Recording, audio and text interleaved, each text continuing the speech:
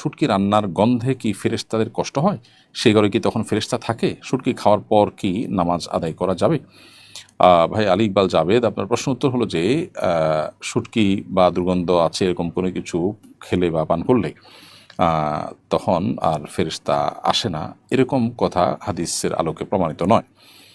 ফেরেশতা ঘরে ঢুকেন এমন কোনো কথা নেই। তবে হ্যাঁ, এটা ঠিক, নবী সাল্লাল্লাহু আলাইহি ওয়াসাল্লাম বলেছেন, তাতা আজ্জাল মালাইকা বিমা ইয়াতাআজ্জা বিহি বানু আদম। মানুষ যেটার কারণে কষ্ট পায়, ফেরেশতারাও সেটার কারণে কষ্ট পায়। অতএব মানুষ যে দুর্গন্ধ কারণে কষ্ট পায়, ঠিক একইভাবে ফেরেশতারাও কিন্তু দুর্গন্ধের কারণে কষ্ট পান। এই জন্য নবী করিম সাল্লাল্লাহু আলাইহি ওয়াসাল্লাম আমাদেরকে কাঁচা পেঁয়াজ খেয়ে মসজিদে আসতে নিষেধ করেছেন। কারণ কাঁচা পেঁয়াজ খেয়ে মসজিদে আসলে তখন তার ফলশ্রুতিতে মানুষ কষ্ট পায়। মানুষ যেরকম কাঁচা পেঁয়াজের কারণে মুখে দুর্গন্ধ হলে সেটার কারণে কষ্ট পায়, ঠিক একইভাবে আল্লাহর ফেরেশতাগণ তারাও কিন্তু কষ্ট পান।